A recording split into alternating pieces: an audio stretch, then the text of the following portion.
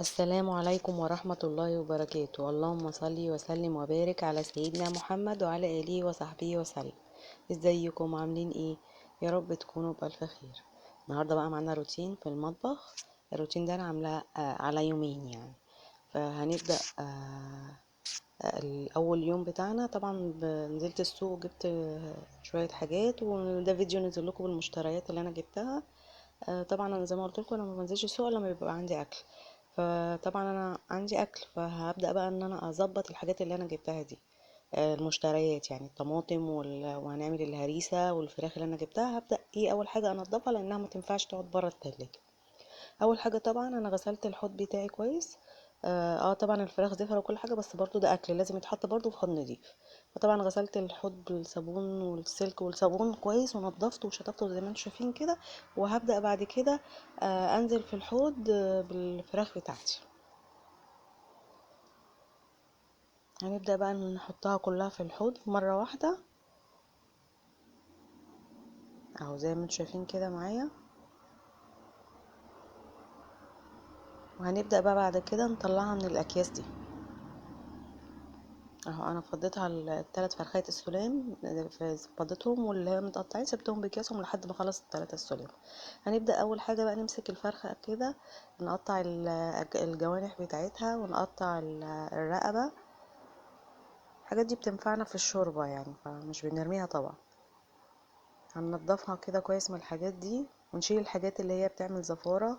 طبعا في حاجات كده أساسية معروفة بتعمل في الفراخ زفارة، بتخلي مثلا في الشوربة ريحتها مش كويسة. فاحنا عشان نستغنى عن موضوع الزفارة أو نبعد عنه خالص، بنبدأ بقى نشيل ايه الجلد الزيادة، الأجنحة، الطروف بتاعة الأجنحة اللي هو النص رفيع من الجناح، ده بيتشال خالص ويترمي لأنه بيعمل زفارة جامدة أوي. هنا بقى هننضف اول حاجه الفراخ كده من الريش. هبدا اغسلها كده في الاول كده غسله كده على السريع، تحت الميه الجاريه. انزل اي ريش او شعر او اي حاجه على الجلد من بره. نبدا بقى نيجي ننضفها كويس من جوه. تاني حاجه عشان ما تمنع الزفاره، بيبقى في ماده لزجه كده تحت الجلد، لازم نشيلها كلها تحت الجلد وبين الافخاذ بتاعه الفرخ. اهو زي ما تشوفين، بصوا انا بطلعها وادخل ايدي تحت الجلد واعديها من الناحيه التانية، ما اخليش في اي ماده تحت الجلد. الماده دي بقى بتعمل زفاره جامده جدا يعني.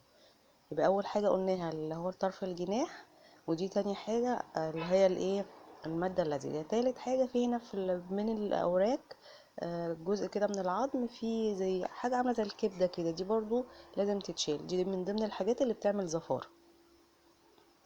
فكده قلنا 3 حاجات. الحاجة الرابعة اللي هو الجزء اللي تحت دوت، اللي هي المؤخرة بتاعتها، سوري يعني. دي لازم تتشال كلها وتترمي. يعني نقطعها كده بالسكينة زي ما انتم شايفين معايا انا هعمل ايه. اهو بصوا خدوا بالكم، في كيس كده صغير ده لازم يتقطع مع المؤخرة ويتشال كله ويترمي. دي من ضمن الحاجات برضو اللي بتعمل زفارة. ال4 حاجات دول بيعملوا زفارة جامدة جدا في الفراخ، فلازم نتخلص منهم. وبعد كده نغسل الفراخ غسلة حلوة قوي من جوه ومن بره، وبعد كده ننقعها في اللي هو الخليط بتاع النقع او محلول النقع بتاعنا، ده بيقضي على اي زفارة. هخلص بقى تنظيف الفراخ كده زي ما انتم شايفين معايا. الاول اخلصهم كلهم بنفس الطريقة دي عشان اي حاجة تمنع الزفارة.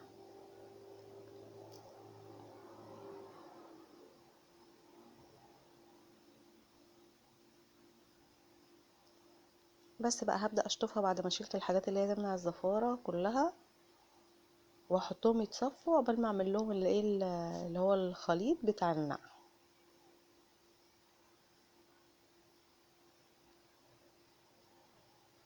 بصوا انا شلت الجلد خالص بعيد عن اللحمه خالص، ونضفتها خالص من اي ماده لزجه. طبعا احنا ستات بيوت شاطرين وعارفين الكلام ده كله، بس انا بعمل ايه يعني، بعيدها ليه تاني علشان البنات الصغيره اللي لسه بتتعلم.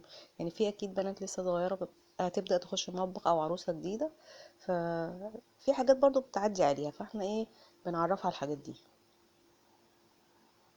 هعملهم بقى كلهم بالشكل ده واحطهم يتصفوا. بعد كده بقى اهم زي ما انتم شايفين انا غسلتهم كويس وحطيتهم في المصفى، حتى طلعت البانيه والكبد والقوانص غسلتها، والوراك اللي هما الفخدتين المخليين غسلتهم كويس قوي، وحطيتهم كده زي ما انتم شايفين في مصفى يتصفوا. نيجي بقى للخليط اللي هنقع فيه الفراخ عشان تقضي على الزفاره نهائي. عندنا هنا طبق طبعا كبير، هنحط فيه شويه من الميه، مش هنملاه ميه، حبه ميه صغيرين، وهنحط حبه حلوين من الدقيق كده.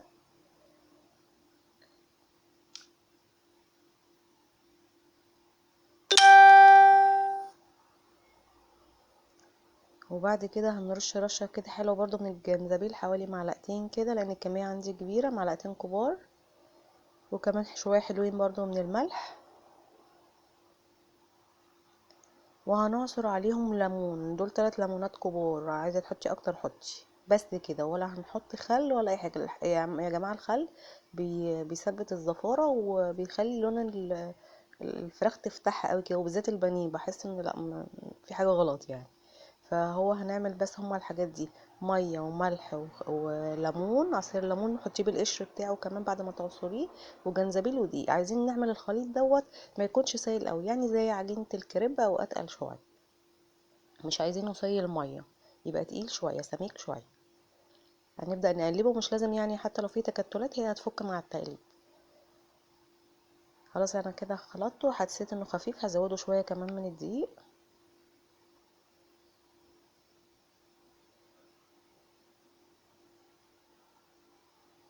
هحاول بايدي كده افك الدقيق خالص. بعد كده هنبقى نجيب واحده فرخه فرخه ونحط فيها الخليط دوت من بين الاوراق كده، وتحت الجلد، في القلب بتاعها من جوه، وعليها من بره زي ما انتم شايفين كده. وبعد كده هسيبها بقى منقوعه فيه. هنعمل بقى كل الفراخ بالشكل ده، وهنسيبها منقوعه فيه حوالي ربع ساعه، مش اكتر من كده. بعد ربع ساعه شطفتهم تحت الميه جات، وحطيتهم في مصفى يصفوا خالص كده، علشان نحطهم في الاكياس اللي هنحطها في في الديب فريزر بتاعنا. وادي شكلهم اهو بعد ما كيستهم. ادي الفراخ السليمه، وهنا ده كيس الاوراق اللي هما الفرختين المخليين، وادي كيس البانيه. وهنا انا جمعت الاجنحه كلها مع بعض. وهنا اللي هو الرقاب بالهياكل علشان نعمل بيها شوربه، وهنا الكبد والقوانص. بعد كده بقى انا كنت جايبه تين زي ما هوريكم في المشتريات عشان اعمله مربى، قطعته وحطيت عليه السكر وبيته في التلاجة. ده كده خلص معايا اول يوم. هنا جينا تاني يوم عشان نعمل المربى بتاعتنا. انا طلعته من التلاجة بالمنظر اللي انتوا شايفينه ده. طبعا سيته وبقى فيه الصوص بالشكل ده. هنولع عليه بقى، هولع على المربى بتاعتي واسيبها تستوي مع طرف على ربع نص عصير ليمونه. وبعد ما تستوي هضربها بالهاند بلندر زي ما انتم شايفين، تاخد غلوه لازم تبرد خالص. هنبدا نعبيها ببرطمانات نظيفه وتكون ناشفه ومتعقمه، اهم حاجه بس ان هي تبرد. وادي شكلها بعد ما عبيتها في البرطمانات. طبعا اكيد مش هتاكلي كل دول في وقت واحد، ممكن تشيلي واحد او اتنين في الفريزر وتخلي واحد اللي انت هتستخدميه، بعد ما يخلص تطلعي واحد تاني. بعد كده بقى كنت جايبه معاكم في المشتريات طماطم، وانا كان عندي في التلاجة طماطم، فحسيت ان هي ابتدت تدبل شويه، فقلت بدل ما تبوظ مني اعملها صلصه. هما ما كانوش كتير، حبه صغيرين. زي ما انتوا شايفين كده غسلتها ونضفتها وحطيتها في الحله واولع عليها من غير اي ميه ولا حاجه. اول ما تبدا تدبل وتنزل ميتها هضربها بالهاند بلندر وتاخد غلوه زي ما انتوا شايفين كده. يعني انا هنا كده ضربتها بالهاند بلندر، ولازم تاخد غلوه كمان، واسيبها برضو تبرد خالص. وابدا بقى اعبيها بقى ببرطمانات، في اكياس، اي حاجه، وادخلها في الفريزر. يا اما لو هستخدمها على طول يبقى هما كميه مش كبيره، هسيبها في البرطمانات او العلب في على رف التلاجة. انا كده عبيتها، بس اهم حاجه بقى زي ما قلت لكم بعد ما بردت، وخدت منها شويه كمان. كنت هعمل ده تاني يوم طبعا زي ما قلت لكم، كنت هعمل غدا، اخدت منها شويه. بعد كده بقى الهريسه اللي انا قلت لكم عليها، ده نص كيلو فلفل الرومي الاحمر، وده ربع كيلو من الفلفل الحامي. غسلتهم حلو قوي ونضفتهم وقطعتهم بالشكل اللي انتوا شايفينه ده. بعد كده هنعمل فيهم ايه؟ هناخدهم في الكبه بتاعتنا نضربهم كويس ونخلطهم على بعض. حطيتهم وحطيتهم على بعض، هبدا اقلبهم وهسيبهم كده من غير اي حاجه، بحيث ان انا استخدمهم في اي حاجه عايزاها. ممكن بقى تضيفي مثلا شويه من الثوم، شويه من الكمون والملح، ويبقى عندك برضو تخللي بيها يعني تتبلي بيها اي حاجه. بس انا هسيبها زي ما هي كده سليمه، مش هحط عليها اي اضافات تانية خالص. جبت برطمان كده كبير وناشف ونضيف، وهبدا ان انا انزلها في البرطمان. بعد كده خدت منها شويه قبل ما اشيلها، قلت اعمل التتبيله البتنجان لان انا بخليله كتير، فمش كل شويه هقعد اعمله التتبيله، فتبقى التتبيله بتاعته جاهزه في الفريزر عندي. خدت كده زي ما انتم شايفين البرطمان الصغير ده، خدت منه شويه من الهريسه وعليهم كام قرن فلفل اخضر، انا بحب اخلط بين الاتنين، وملح وفلفل وملح وكمون وكمون وبابريكا وكزبره وشويه خل، ورحت ضربهم في الكبه وعبيتهم في البرطمان.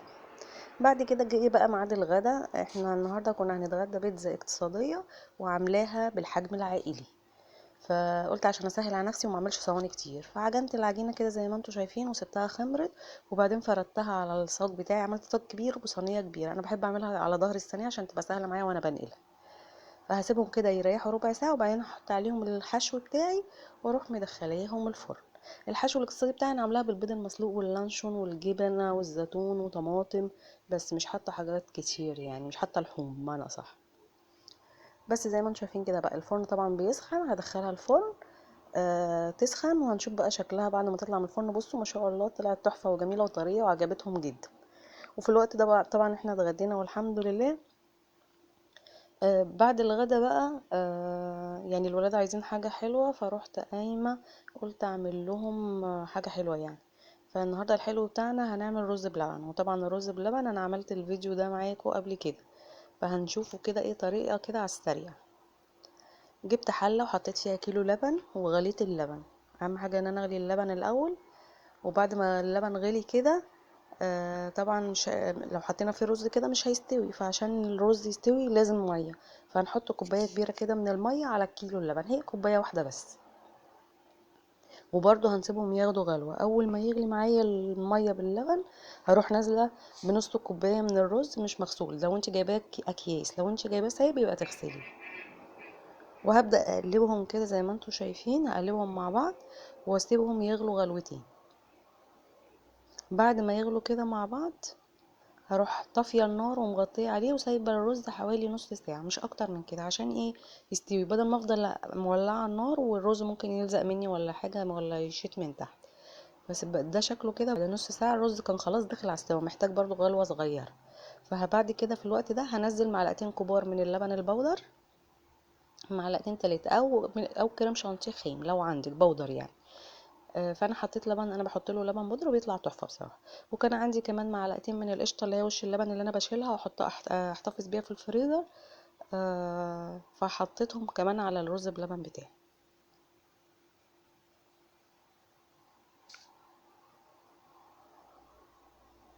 اهي دي القشطه انا بحتفظ بيها في علب كده في التلاجة. فانا عندي معلقتين، انا هروح منزلاهم عليها واقلبهم كويس مع بعض واسيب الرز يكمل سوا، وكان فاضل له تكه بسيطه. خلاص كده الرز استوى، والقوام بصوا ما شاء الله تقيل وبقى حلو من غير ريشه ولا اي حاجه.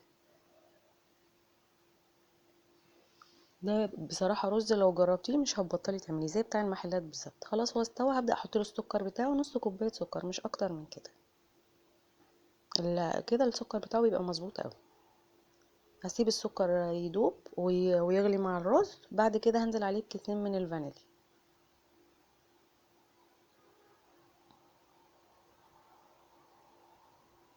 هننزل كده بالفانيليا ونديله تقريبا ونطفي نطفي على الرز بتاعنا. هو ده خلاص استوى.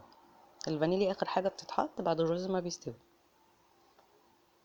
بس كده. وهبدأ بقى ان انا اعبيه في بولات واسيب البولات دي تبرد، وبعدين اغطيها واحطها في التلاجة يعني فترة طويلة عشان تديني الوش المكرمش. بس انا عندي للاسف بيحبوه دافي، ما بيقعدش لتاني يوم اساسا ما شاء الله بالهنا والشفا يعني. فحطيته هادي شوية وبعدين ابتدوا ياكلوا. وده شكل البولات بتاعتي بعد ما غرفتها. بصراحة كان طالع تحفة، ان شاء الله تجربوه يعجبكم. وبكده بقى يبقى خلص الفيديو بتاعنا النهارده. لو عجبكم الفيديو ما تنسوش تعملوا لايك وشير وسبسكرايب وتفعلوا الجرس عشان يوصلكم مني كل جديد. السلام عليكم ورحمة الله وبركاته.